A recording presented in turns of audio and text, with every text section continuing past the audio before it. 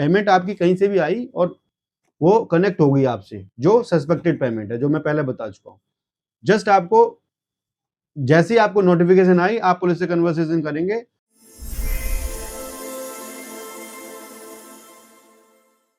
Hello sir, good morning sir. Hello, good morning. Sir, एक generally अब public में problem चल रही है कि उनका यूपीआई ब्लॉक हो जाता है, जी। उनकी ट्रांजैक्शन नहीं हो पाती, जी। तो उनका अकाउंट होल्ड हो जाता है। तो जी। ये क्या प्रोसेस है? ये है क्या सॉल्यूशन? क्या है ये प्रॉब्लम? ये होती क्यों जनरली?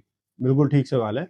होता क्या है कि अकाउंट होल्ड नहीं होता कभी भी। होता क्या जी। है कि जब कभी नेशनल साइबर पोर्टल पे कोई कंप्लेंट जाती है, उसके बाद में cyber police, cyber crime team जो अकाउंट है उसको फ्रीज कर देती है। क्यों कर देती है?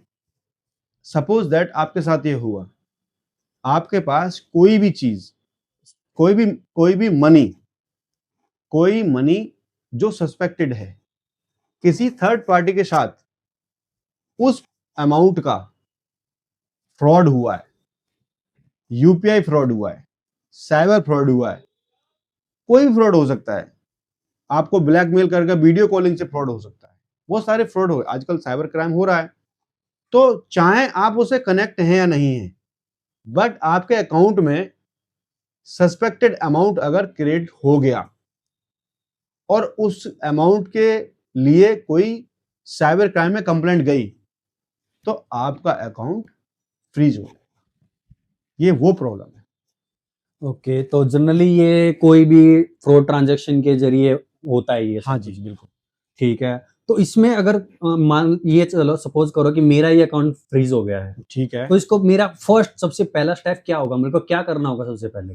देखो, आपको कैसे पता चलेगा? जब आप रोजाना की ट्रांजैक्शंस करते हैं, किसी की लेन-देन करते हैं, किसी को पैसे देने हैं आपको, या आपके मोबाइल में भी मैसेज आ जाता है कि आपका ड्यू टू दिस रिगार्ड आपका अकाउंट फ्रीज हो गया।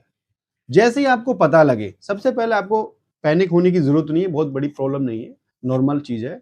सबसे पहले आप घबराने की बजाय बैंक में विजिट करें। अपने बैंक में विजिट करके अपने ब्रांच मैनेजर से मिलें और उनसे रीजन मांगे कि मेरा जो अकाउंट है ये क्यों फ्रीज हुआ, ऐसी क्या प्रॉब्लम हो गई। तो आपको रिटर्न में, ये लायबल है बैंक इस चीज के लिए, रिटर्न में बैंक देगा अपने लेटर हेड पर कि ड्यू टू दिस रिगार्ड और ये कंप्लेंट रिसीव हुई साइबर सेल में, ये अमाउंट वहां से रिफ्लेक्ट हुआ है और ये अकाउंट जो है फ्रॉडुलेंट अमाउंट है, जो वहां से फ्रॉड हुआ है किसी भी थर्ड से, और उसको आप उसी की वजह से आपका अकाउंट फ्रीज कर दिया गया है।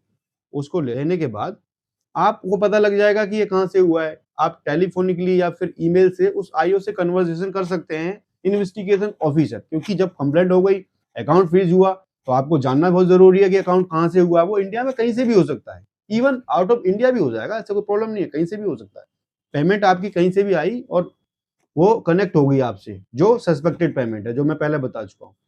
जस्ट आपको जैसे ही आपको नोटिफिकेशन आई, आप पुलिस से कन्वर्सेशन करेंगे।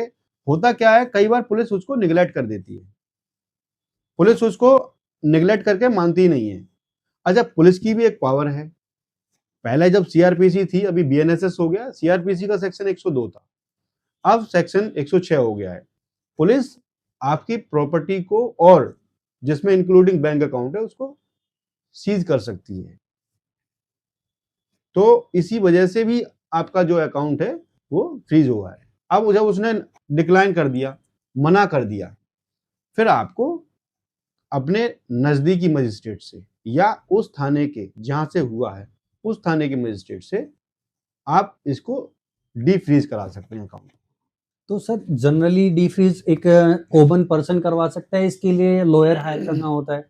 अब क्या सजेस्ट करेंगे? देखिए, अगर आप कैपेबल हैं तो लॉयर मैंडेटरी तो नहीं है, लेकिन क्योंकि बेस्ट रिगार्ड के लिए, क्योंकि जहां, जैसे suppose that we are lawyer, हम एक एडवोकेट हैं, तो होता क्या है कि हमें काम करने में प्रॉब्लम नहीं होती, जनरल प्रैक्टिस का काम है।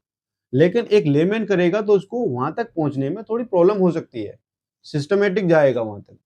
तो एडवोकेट हायर करने में ज्यादा बेटर है। नहीं कर सकते हैं तो वो इंडिविजुअल भी इन पर्सन कोर्ट को लगा सकते हैं, मजिस्ट्रेट को। ऐसा भी होता है कि वो रिफ्यूज भी कर सकते हैं किसी भी रीजन से। आप उसी के हाई कोर्ट में आप रिट फाइल कर सकते हैं डायरेक्ट मजिस्ट्रेट को बिना अप्रोच किए। ऐसा जरूरी नहीं है कि आपको मजिस्ट्रेट को अप्रोच करना है, आप उसी स्टेट के हाई कोर्ट को अप्रोच कर सकते हैं और हाई कोर्ट को भी इसे रिलीज करता है। सर इसमें जैसे कि फॉर एग्जांपल मेरा 10,000 रुपए का फ्रॉड अमाउंट मेरे अकाउंट में आ गया, उसकी वजह से बैंक अकाउंट फ्रीज हुआ है, तो क्या जो पैसा है वही फ्रीज होना चाहिए या पूरा अकाउंट फ्रीज होगा? ये बहुत इंपॉर्टेंट क्वेश्चन आपने किया है और ये बहुत ज्यादा समस्या है, मैंने देखा है लोगों को आती है और काफी सारा इस पर डिस्कशन पहले भी हो चुका है। होता क्या है, देखो आरबीआई की जो गाइडलाइन वो तो ये है कि जो अमाउंट फ्रॉडलेंट है, जो अमाउंट डिस्प्यूटेड है, आप उसको होल्ड करिए और अकाउंट को चलने दीजिए। लेकिन क्योंकि बैंक सेफ्टी के लिए और किसी भी कॉन्स्पिरेसी में ना पड़ने के लिए या कोई अदर प्रॉब्लम में ना पड़ने के लिए वो चाहते हैं कि हम अकाउंट ही होल्ड कर देते हैं, अकाउंट ही फ्रीज कर देते हैं। कोई इंटीमेशन हमें हायर अथॉरिटी देगी जैसे मजिस्ट्रेट या आरबीआई खुद कोई रिटर्न में इस रिगार्डिंग, इस अकाउंट के रिगार्डिंग रिटर्न में देगी या कोई ऑर्डर आएगा, हम फ्रीज कर देंगे अकाउंट। लेकिन होना नहीं चाहिए ये। कई बार कई डिफरेंट हाई कोर्ट और सुप्रीम कोर्ट कई बार इस पर जजमेंट पास कर चुकी है कि जो अमाउंट आपका है आप उसको होल्ड करिए, पूरे अकाउंट को आप होल्ड ना करिए, अकाउंट को आप फ्रीज नहीं कर सकते हैं। बट वो बैंक ना किसी चक्कर में पड़ने की वजह से ही होता है। तो सर इसमें जब अकाउंट फ्रीज होने से अनफ्रीज होने तक, आई मीन डीफ्रीज होने तक का जो एक टाइम पीरियड है वो कितना लग जाता है लाइक करने के? टाइम पीरियड का तो मैं नहीं कह सकता। रीजन क्या है कि कई बार मैंने देखा है कि बैंक वाले ही नहीं देते रिटर्न में कि ये हुआ क्यों है, वो मेल से दे देंगे। उनको प्रॉपर लेटर हेड देना चाहिए, लेटर हेड मिलना चाहिए, तो उसी में अगर 1 हफ्ता लग जाता है, 2 हफ्ते लग सकते हैं या मैनेजर छुट्टी पे जा सकता है। ये सिस्टमेटिक बात है। उसके बाद पुलिस को अप्रोच कर रहे हैं, आप रिटर्न में कर रहे हैं, उसके बाद पुलिस नहीं सुन रही है आपकी, कोई लेटर नहीं दे रही है, इसका टाइम लिमिट नहीं है। लेकिन अगर इसको करें तो ये ज्यादा मेरे ख्याल से 15 दिन 20 दिन मैक्सिमम 1 मंथ तक का काम है, अदरवाइज ऐसा नहीं है। अब डिपेंड करता है मजिस्ट्रेट, जहां मजिस्ट्रेट को अप्रोच किया उसके बाद पेंडेंसी कितनी है। मजिस्ट्रेट के पास पेंडेंसी ज्यादा है तो हो सकता है वही 1 मंथ की डेट दे दे, ऐसा होता है नॉर्मल प्रैक्टिस में। तो उसके लिए टाइम बाउंड कोई चीज नहीं है।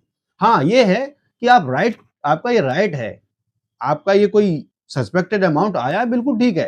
I am not a criminal, I am not accuse in any manner in this case, but अगर कोई आया है डिफरेंट पर्सन से सस्पेक्टेड अमाउंट है, उसे मेरे को, मैं तो बेनिफिशियरी नहीं हूं ना उसका, आप उसको ले लो, मेरा अकाउंट चलने दो।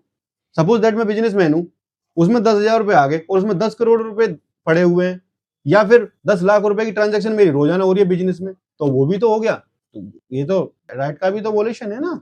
ठीक है, तो सर एक लास्ट ये है कि आप इस टॉपिक के रिलेटेड क्या एडवाइस देना चाहेंगे जो वॉच कर रहे हैं हमारी वीडियो को, जो रोज इन चीजों को फेस करते हैं, उनके लिए क्या एडवाइस है?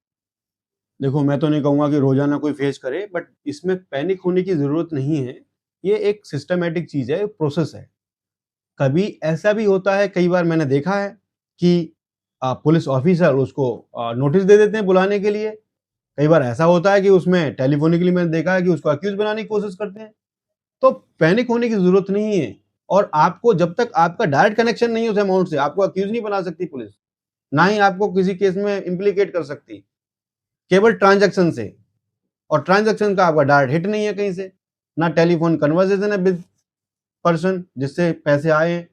तो पैनिक होने की जरूरत नहीं है। ऐसी कोई बात होती है तुरंत आप बैंक में जाएं, उससे रीजन मांगे, पुलिस से बात करें। पुलिस नहीं मानती है, मजिस्ट्रेट कोर्ट है, मजिस्ट्रेट कोर्ट को भी अप्रोच नहीं करना, हाई कोर्ट है डायरेक्ट।